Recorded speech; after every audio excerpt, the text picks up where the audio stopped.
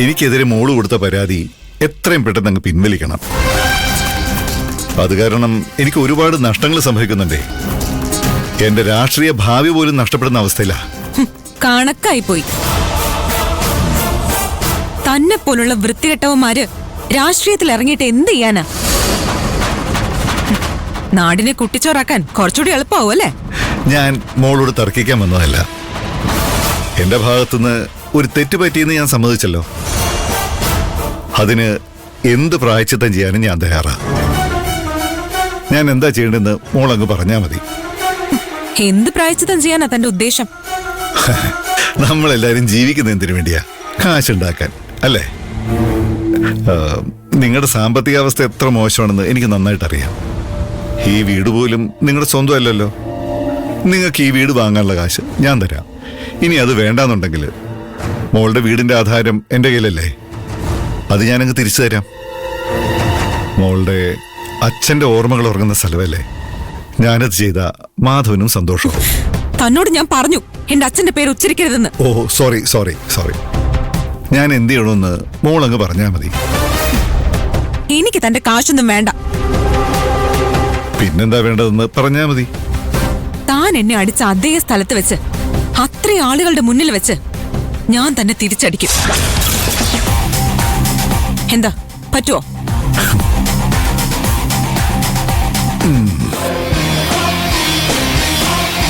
ഒരു പ്രശ്നം അവസാനിപ്പിക്കാന്ന് കരുതി ഞാനൊന്ന് താന്നു തന്നപ്പോ നിനക്കെന്റെ തലേ കയറി നിരക്കണം അല്ലേ?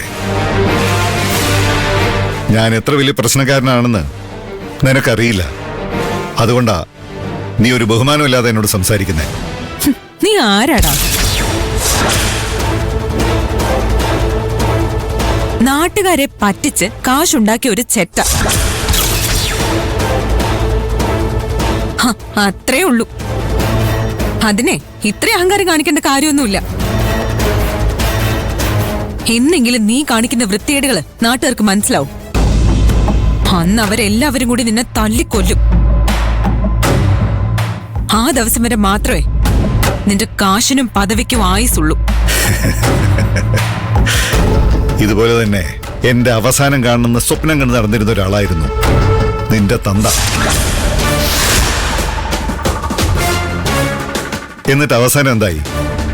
ഞാനിവിടെ തന്നെ ഉണ്ട്. നിന്റെ തന്തയോ?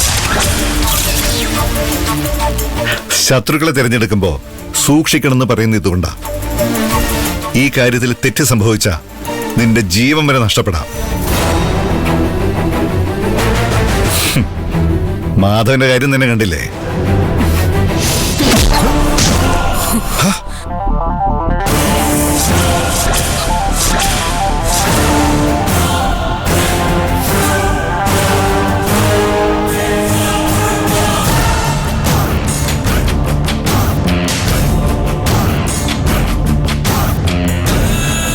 തന്നോട് ഞാൻ പറഞ്ഞതല്ലേ എന്റെ അച്ഛന്റെ പേര് ഉച്ചരിക്കരുതെന്ന്. പറഞ്ഞിട്ട് മനസ്സിലാവാത്തവരെ ചവിട്ടിയിട്ട് മനസ്സിലാക്കിപ്പിക്കില്ല എന്റെ രീതി.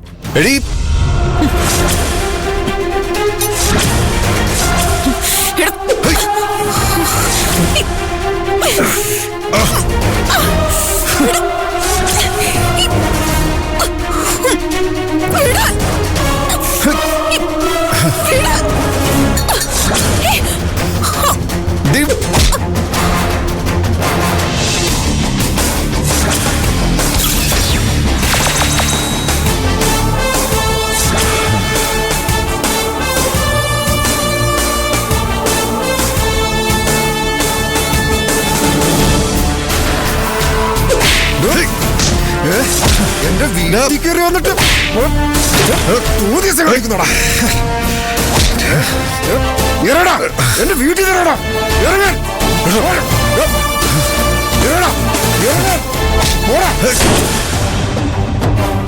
ഇവന് വേണ്ട വക്കീലേ.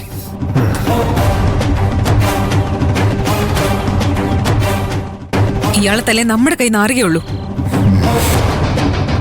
താനുമായിട്ടുള്ള പ്രശ്നം നിയമപരമായിട്ട് നേരിടാന്ന് കരുതിയിട്ടാ ഞാൻ മിണ്ടാതിരിക്കുന്നത്. അതിനോടൊക്കെ ഇതുപോലെ ഷോ കാണിച്ച് വന്നാണ്ടല്ലോ, ഞാൻ എന്താ ചെയ്യാന്ന് എനിക്കെന്നെ അറിയില്ല. ഇനി താൻ എന്റെ വീടിന്റെ പടി ചവിട്ടിയാ തന്നെ ഞാൻ പച്ചക്ക് കത്തിക്കും കേട്ടോടോ. പോടോ.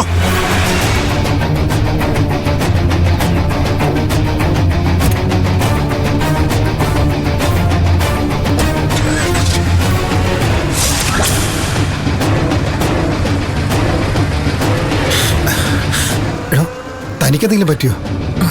ഹേയ്, അപ്പോഴേക്കും എന്നെ രക്ഷിക്കാൻ എന്റെ ഹീറോ വന്നില്ലേ? എന്തായിരുന്നു ഒരു മാസ്. ഞാൻ അല്ലെങ്കിലും മാസ. പിന്നെ ഗിരിയുടെ കൂടെ നടന്നപ്പോ അവൻ ഇച്ചിരി മാസിരിക്കട്ടെ എന്ന് കരുതി അടങ്ങി നടന്നേ. ആണോ? ആ പിന്നെ അല്ലാതെ. എടോ, ഞാൻ ഭയങ്കര സംഭവല്ലേ. താ വാട്.